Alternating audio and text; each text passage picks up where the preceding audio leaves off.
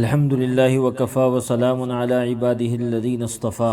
أما بعد فأعوذ بالله من الشيطان الرجيم بسم الله الرحمن الرحيم قل تعالوا واتل ما حرم ربكم عليكم ألا تشركوا به شيئا وبالوالدين إحسانا ولا تقتلوا أولادكم من إملاق نحن نرزقكم وإياهم ولا تقربوا الفواحش ما ظهر منها وما بطن صدق اللہ العظیم۔ یہ سورہ انعام کی 151 نمبر آیت کا کچھ حصہ ہے جو آپ کے سامنے تلاوت کیا گیا۔ جیسا کہ گزشتہ درس میں بھی یہ بات سامنے آئی تھی کہ اس آیت میں اور اس کے بعد والی آیات میں اللہ تعالیٰ نے کچھ ایسے بڑے بڑے گناہوں کا ذکر فرمایا ہے جن سے انسانوں کو بچنے کی تاکید فرمائی گئی ہے۔ پہلا گناہ تھا شرک، اور دوسرا والدین کے ساتھ بدسلوکی، جس کو اس انداز میں قرآن کریم نے فرمایا تھا کہ اپنے والدین کے ساتھ حسن سلوک کرو۔ اور اس کے بعد یہاں پہ جو تیسری بات ارشاد فرمائی ہے اور جس گناہ سے انسانوں کو روکا ہے، وَلَا تَقْتُلُوا أَوْلَادَكُمْ مِنْ إِمْلَاقٍ، کہ اپنی اولاد کو مفلسی کے ڈر سے، مفلسی کی وجہ سے مار نہ ڈالو، اپنی اولاد کو افلاس کے سبب قتل نہ کرو۔ یہ یعنی اپنی اولاد کو فقر و فاقے کی وجہ سے اور تنگ دستی کی وجہ سے قتل نہ کرو۔ قرآن کریم نے یہاں پر اولاد کے قتل کا ذکر فرمایا ہے اور اس سے انسانوں کو روکا ہے۔ جیسا کہ آپ کو معلوم ہے کہ نبی پاک علیہ السلام جس معاشرے میں تشریف لائے تھے، اسلام سے پہلے کا معاشرہ ہر طرح سے انسانوں کے حقوق کے ضائع ہونے کا معاشرہ تھا۔ اس معاشرے میں لوگوں کے رشتہ داروں کے، اولادوں کے، ماں باپ کے، بیویوں کے، بہن بھائیوں کے حقوق ضائع ہوتے تھے۔ انہی حقوق کی پامالی کا ایک بہت بڑا مظہر یہ تھا کہ لوگ اپنی اولادوں کو زندہ زمین میں دفن کر دیا کرتے تھے۔ خاص طور سے اگر کسی کی لڑکی پیدا ہو جاتی، کسی کی ہاں بچی پیدا ہو جاتی، تو وہ اپنے لیے ایسی عار اور شرم محسوس کیا کرتا تھا کہ اس معصوم سی کلی کو جو ابھی دنیا میں آئی ہوتی تھی، جس نے دنیا میں آنکھ کھولی ہوتی تھی، اس کو زمین میں گڑھا کھود کر زمین میں زندہ دفن کر دیا کرتے تھے۔ ان کی سنگ دلی اور ان کی دل کی سختی کا اور ظلم کی حد اور انتہا یہ تھی کہ اپنی ہی اولاد اور اپنے ہی خون پر ان کو اس معصوم سی کلی پر کوئی ترس نہیں آتا تھا۔ اسی طرح بہت سارے لوگ اس وجہ سے کہ اولاد کو کھلانا پلانا پڑے گا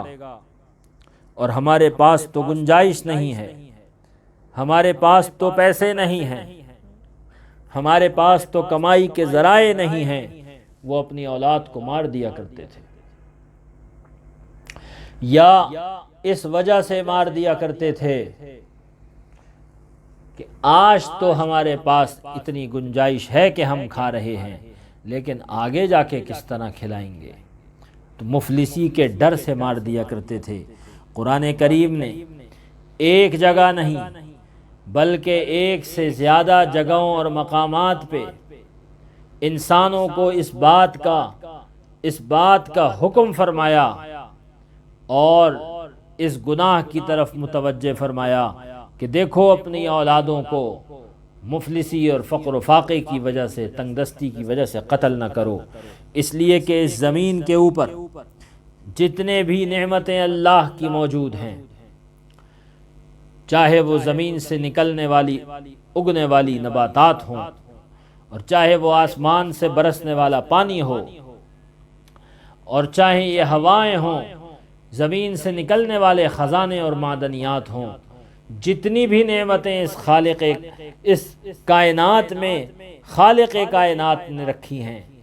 تو وہ نعمتیں نہ تمہارے اختیار میں ہیں اور نہ تمہارے کسی عمل کے نتیجے میں وجود میں آئی ہیں۔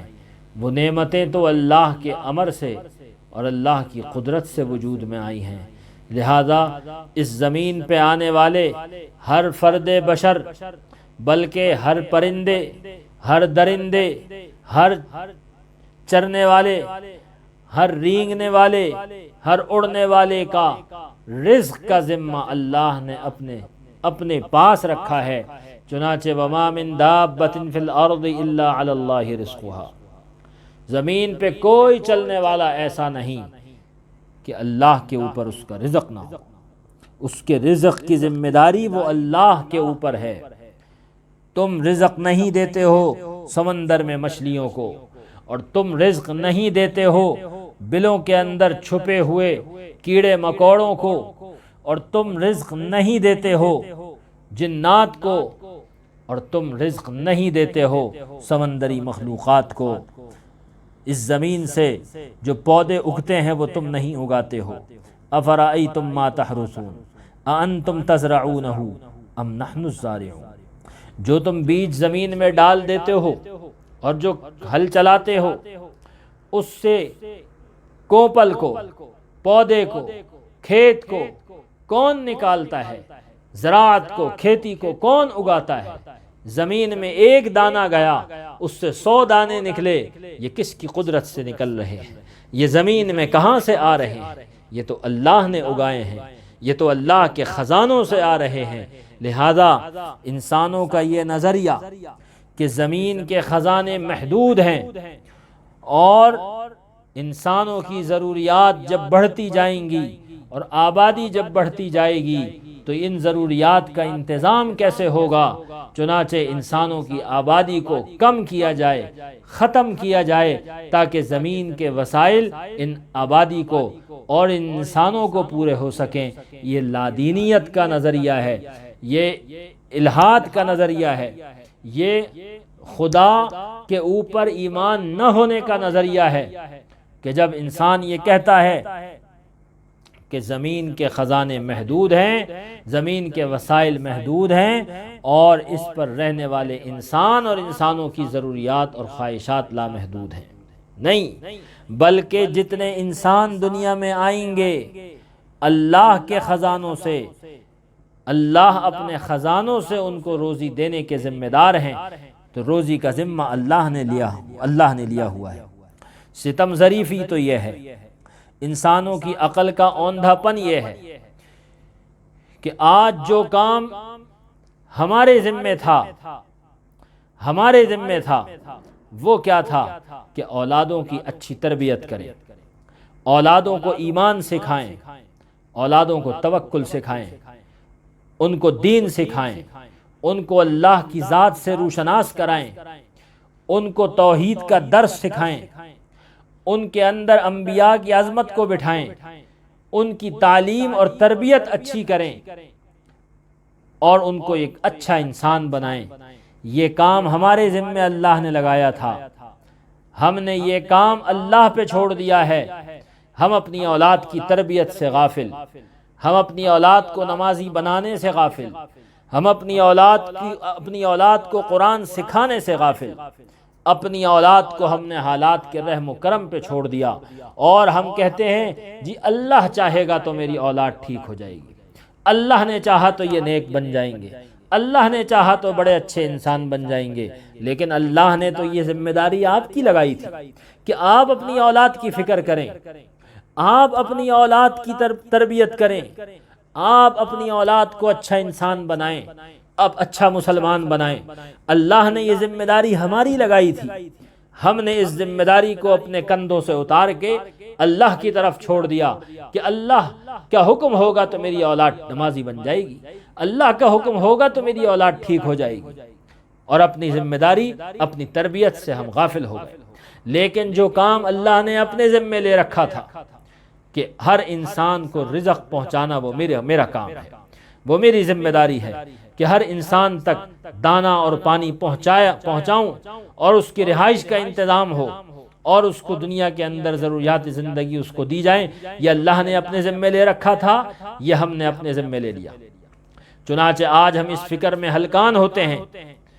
کہ میرے بعد میری اولاد کا کیا ہوگا، یا میری موجودگی میں بھی میری اولاد کا کیا ہوگا، یا جناب آج سے 10 سال کے بعد کیا ہوگا،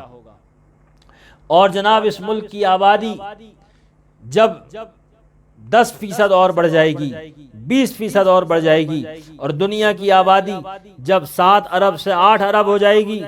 تو پھر دنیا میں کیا ہوگا جی؟ پانی کہاں سے آئے گا، کھانا کہاں سے آئے گا، اور غذائیں کہاں سے آئیں گی؟ یہ ذمہ تو اللہ نے اپنے ذمے، یہ ذمہ تو اللہ نے لیا تھا کہ رزق پہنچانا اللہ کا کام ہے، وہ لے لیا ہم نے اپنے ذمے۔ اور جب ہم نے اپنے ذمے لے لیا تو ہم یہ کہتے ہیں کہ جی یہ تو ہو نہیں سکتا، کیونکہ ہماری نظر محدود، ہماری نظر محدود، ہمارا علم محدود، تو ہم کہتے ہیں کہ یہ ہو نہیں سکتا۔ جب ہو نہیں سکتا تو اس کے بعد پھر نظر یہ جاتی ہے کہ اب دنیا کے اندر چونکہ وسائل کم ہیں، لہٰذا بہتر یہ ہے کہ آبادی 7 ارب کی 6 ارب تو ہو جائے، لیکن 7 ارب کی 8 ارب نہ ہو، اس لیے کہ اگر 8 ارب ہو گئی تو پھر کھائیں گے کہاں سے؟ لہٰذا پھر یہ نعرہ نکلتا ہے کہ 2 بچے خوشحال گھرانہ، کم بچے خوشحال گھرانہ۔ اور لوگ آئے دن یہ اخباروں کے اندر خبریں آتی ہیں کہ کسی غریب آدمی نے فقر و فاقے سے تنگ آ کر اپنے بچوں کو بھی مارا اور اس کے بعد خودکشی کر لی۔ کیوں مارتے ہیں بچوں کو؟ اس لیے مارتے ہیں کہ دلوں کے اندر یہ یقین غلط بیٹھا ہوا ہے کہ ان بچوں کو کھلانا یہ میری ذمہ داری ہے، اور میں نے اگر ان بچوں کو نہ کھلایا تو یہ بھوک سے مر جائیں گے، اس وجہ سے بچوں کو مار دیتے ہیں کہ ان کو مار دیا جائے تو یہ قصہ ہی ختم ہو جائے، اور اس کے بعد اپنے آپ کو بھی مار کے ختم کر دیتے ہیں۔ یہ اللہ کی ذات کے اوپر یقین نہ ہونے کا نتیجہ ہے، یہ یقین نہ ہونے کا نتیجہ ہے، ورنہ صحابہ کرام رضی اللہ عنہ فقر و فاقہ تو ان کے اوپر بھی آیا تھا، اللہ کے نبی پر بھی آتا تھا، اور صفوں کی صفیں صحابہ کی فاقے کی وجہ سے گر جایا کرتی تھی، اور صحابہ کرام بھوک اور پیاس کی وجہ سے مسجد کے اندر گر جایا کرتے تھے۔ لیکن مجال ہے جو خدا کے بارے میں ناشکری کا کوئی کلمہ ان کی زبان پہ آیا ہو کہ اللہ کی نعمتوں کی ناشکری ہو۔ فقر و فاقہ زندگی کا حصہ ہے، تنگ دستی زندگی کا حصہ ہے، کبھی اچھا کبھی کم تنگ دستی، کبھی خوشحالی کبھی تنگ دستی، یہ تو زندگی کا حصہ ہے۔ اما الانسان اذا ما ابتلاه ربه فاکرمه ونعمه فیقول ربی اکرمن۔ اللہ فرماتے ہیں، آیت کا مفہوم ہے انسانوں کی آزمائش ہوتی ہے، اللہ جب انسان کو اچھا حال کر دیتے ہیں، نعمتیں برساتے ہیں، وہ کہتا ہے میرے اللہ نے تو میرا بڑا اچھا معاملہ کیا، میرے ساتھ بڑا کرم کر دیا، بڑی عزت دے دی۔ اور جب اس کے ساتھ ذرا تنگی کا معاملہ کر دیتے ہیں، رزق تنگ ہو جاتا ہے، تو وہ کہتا ہے کہ میری تو بڑی بے عزتی ہو گئی، بڑی ذلت ہو گئی۔ حالانکہ عزت اور ذلت کا تعلق خوشحالی اور تنگ دستی کے ساتھ نہیں ہے۔ تو یہ یقین کی خرابی ہے، اس یقین کی خرابی نے دنیا کے اندر بگاڑ کو پیدا کیا، دنیا کے منصوبوں میں بگاڑ کو پیدا کیا۔ لہذا انسانوں کے اندر وہ جنگ چلتی ہے کہ جو جنگ جنگل کے جانوروں کے اندر ہوتی ہے کہ کھانے کی اور غذا کے اوپر، غذا کو حاصل کرنے کے لیے ایک دوسرے کو چیر پھاڑ دیتے ہیں۔ تو بہرحال قرآن کریم نے واضح طور پہ فرمایا کہ دیکھو اپنی اولادوں کو فقر و فاقے کی وجہ سے قتل نہ کرو، مفلسی کی وجہ سے، تنگ دستی کی وجہ سے قتل نہ کرو۔ پھر مفسرین کرام نے لکھا کہ ایک تو اولاد کا قتل ظاہری قتل ہے، کہ اس کی جان کو لے لیتے ہیں، اور آج بھی ایسے بے رحم موجود ہیں جو انسان کو دنیا میں آنے سے پہلے قتل کر دیا کرتے ہیں، ماں کے پیٹ میں بچے کو ضائع کر دیتے ہیں کہ کون پالے گا، کون پوسے گا۔ یہ معاشرہ وجود میں آ رہا ہے کہ جس معاشرے کے اندر خدا کے خوف نام کی کوئی چیز نہیں ہے۔ تو فرمایا کہ ایک تو اولاد کا ظاہری قتل ہے، لیکن ایک قتل اولاد کا وہ ہے کہ جو اس کا اخلاقی قتل ہے، جو اس کے کردار کا قتل ہے، اور وہ قتل یہ ہے کہ اس اولاد کو صحیح تعلیم اور تربیت سے غافل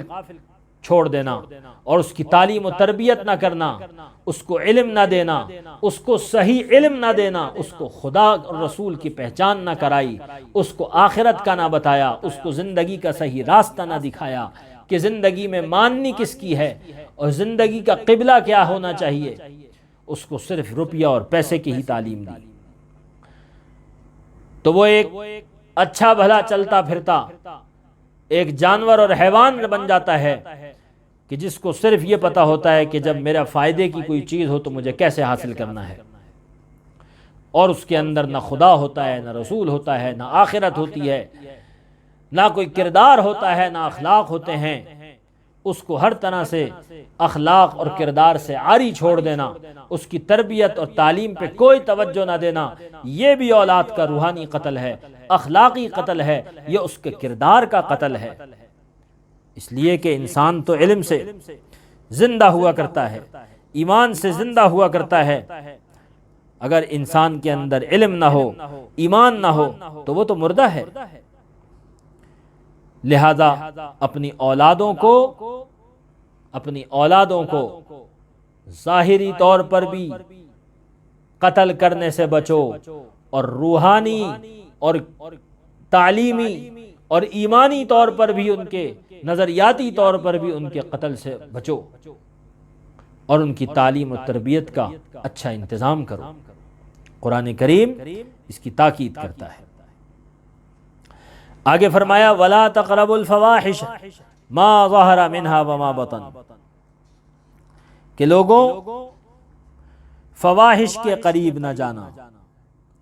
بے حیائی کے کام کے قریب نہ جاؤ، ما ظہر منہا وما بطن، جو اس میں سے ظاہر ہو اور جو پوشیدہ ہو۔ یہاں پہ قرآن کریم نے فواحش سے منع فرمایا۔ فواحش کا مطلب جیسا کہ میں نے ابھی عرض کیا کہ اس کا ایک مطلب تو ہے بے حیائی اور بدکاری کے کام، تو قرآن کریم یہ کہتا ہے کہ بدکاری اور بے حیائی کے جو کام ہیں ان کے قریب مت جانا، چاہے وہ ظاہر ہوں یا وہ پوشیدہ ہوں۔ بے حیائی کے کام چاہے وہ سب کو نظر آنے والے ہوں اور چاہے وہ پوشیدہ ہوں، اس کے قریب مت جانا۔ قرآن کریم نے راستہ بند کیا ہے، قرآن کریم نے راستہ بند کیا ہے، ایسی جگہوں پہ مت جاؤ جہاں جا کر بے حیائی میں مبتلا ہو جاؤ، ایسے مجلسوں اور ایسے مقامات سے بچو، ایسے دوستوں سے بچو جن کی محفل میں جانے سے تم بے حیائی میں مبتلا ہو جاؤ، ایسے کاموں سے بچو جن کاموں کے کرنے سے بے حیائی کے اندر یا گناہوں کے اندر مبتلا ہو جاؤ۔ موبائل اور انٹرنیٹ اور ویڈیوز کہ جن کے اندر بے حیائی کے اندر تم مبتلا ہو جاؤ، تو ایسے موبائل سے بھی بچو، ایسے انٹرنیٹ سے بھی بچو، اور ایسی ویب سائٹ سے بچو جہاں پہ جا کے تم بے حیائی میں مبتلا ہو جاؤ۔ تو ایک اسٹیپ پیچھے رہو، دور رہو، اس لیے کہ جو آدمی کسی ممنوع جگہ کے قریب گھومتا ہے تو کوئی بعید نہیں کہ وہ اس کے اندر داخل ہو جائے۔ ایک ریڈ زون ہوتا ہے، کوئی ممنوع علاقہ ہوتا ہے، اس کے ارد گرد چار دیواری لگی ہوئی ہوتی ہے، تو آپ نے دیکھا کہ اگر کوئی آدمی اس چار دیواری یا اس باڑ کے ارد گرد گھومتا ہے تو اس کو بھی شک شبے کے اندر رکھا جاتا ہے اور اس کو بھی پکڑا جاتا ہے کہ یہاں کیوں گھوم رہے ہو۔ تو اسی طرح جو گناہ ہیں، جو فحاشی اور بے حیائی کے کام ہیں، تو ان کے قریب جانا بھی اللہ کے نزدیک منع ہے۔ ان کے قریب بھی مت جاؤ، ان راستوں کو بند کرو جہاں سے گناہوں کا راستہ کھلتا ہے، ان دروازوں کو بند کرو۔ چنانچہ ہمارے دین نے گناہوں کے دروازوں کو بند کیا ہے۔ پچھلی امتوں میں جو چیزیں حلال ہوا کرتی تھیں اور وہ براہ راست گناہ نہیں تھیں، اس آخری امت کے اندر وہ چیزیں اللہ نے منع قرار دے دی کیونکہ وہ گناہوں کا ذریعہ بن سکتی ہیں۔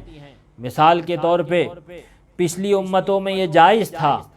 کہ کسی بزرگ کی تعظیم کے لیے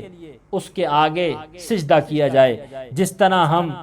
ہاتھ ملاتے ہیں، مصافحہ کرتے ہیں، اسی طرح کسی بزرگ کے ہم ہاتھ چومتے ہیں۔ تو پچھلی امتوں میں یہ جائز تھا کہ ان کے آگے سجدہ تعظیم کا کیا جائے، ان کی عظمت کے اظہار کے لیے کیا جائے۔ عبادت کے سجدہ تو اللہ ہی کے لیے ہوتا ہے، لیکن اس آخری امت میں اللہ نے تعظیم والا سجدہ بھی منع کر دیا، اس لیے کہ یہ تعظیم کا سجدہ آہستہ آہستہ عبادت کا سجدہ بن سکتا ہے، اور عبادت اور اس کے پوجنے کی طرف لے کے جا سکتا ہے، اس لیے اس دروازے کو بند کر دیا۔ اسی طرح پہلے کسی عورت کی طرف دیکھنا، اگر آدمی کی نیت صحیح ہے، کوئی جائز معاملہ ہے، تو عورت کی طرف دیکھنا منع نہیں تھا، چہرے کو دیکھا جا سکتا ہے، دیکھا جا سکتا تھا، جس طرح مردوں کو دیکھتے ہیں عورتوں کو بھی دیکھا جا سکتا تھا۔ پردے کا وہ حکم نہیں تھا جو اس امت کے اندر ہے، لیکن چونکہ یہ آگے چل کے گناہ میں پڑنے کا ذریعہ بن سکتا ہے، تو اس امت کے اندر اس ذریعے سے بھی روکا گیا کہ دیکھو اس ذریعے سے بھی بچو اور اپنی نگاہوں کو نیچا رکھو۔ تو بہرحال قرآن کریم فحاشی اور بے حیائی سے صرف بچنے کا حکم نہیں دیتا، بلکہ یہ کہتا ہے کہ اس کے قریب بھی مت جاؤ۔ اسی طرح فحاشی کا اور فواحش کا ایک مطلب یہ بھی ہے کہ تمام بری خصلتیں اور گناہ، چاہے وہ زبان سے ہوں، چاہے وہ ہاتھ پاؤں سے ہوں،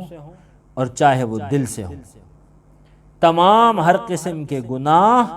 ہر قسم کی بری خصلتیں وہ فواحش کے لفظ میں داخل ہیں۔ اگر اس معنی اور مفہوم کو لیں تو پھر مطلب یہ ہوگا کہ زبان کے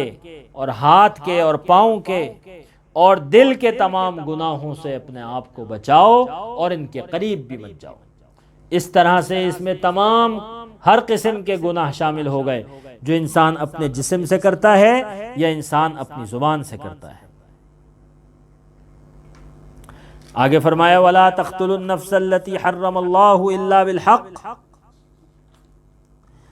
اگلی بات اور اگلا گناہ جس سے منع فرمایا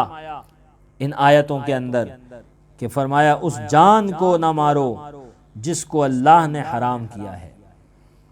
الا بالحق، مگر حق پر۔ کسی جان کے قتل ناحق کی اجازت اسلام نہیں دیتا۔ یہاں پہ اللہ تعالیٰ نے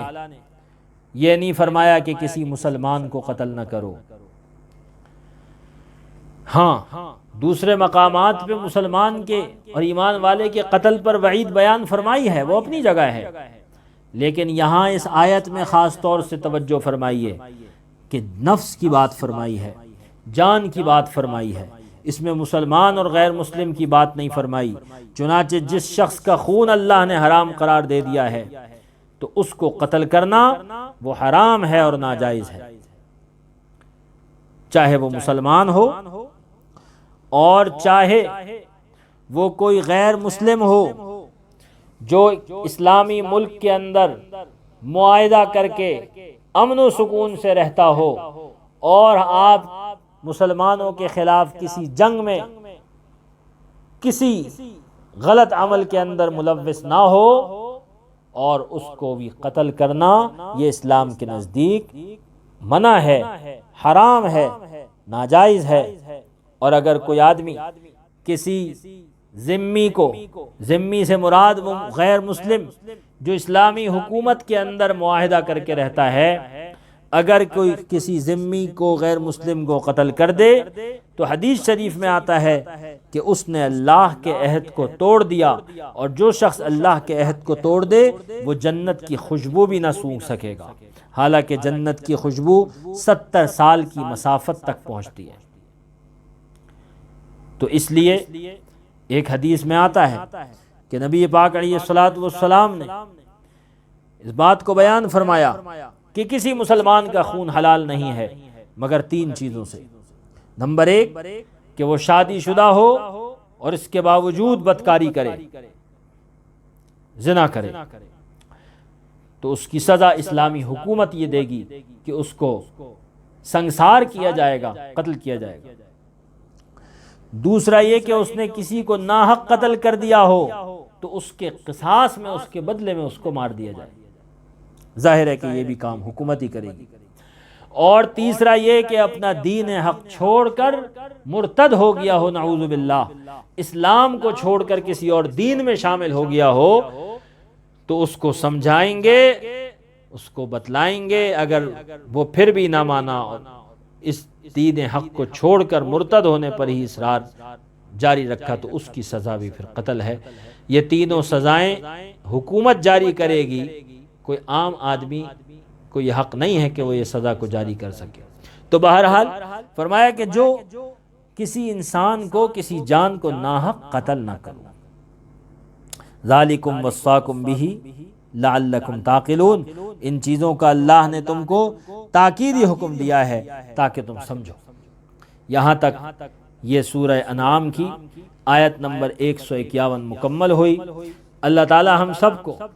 اس آیت کی تعلیمات کو صحیح معنی میں سمجھنے کی اور اس کے مطابق عمل کرنے کی توفیق عطا فرمائیں کہ قرآن کریم کی یہ تعلیمات رہتی دنیا تک ہیں،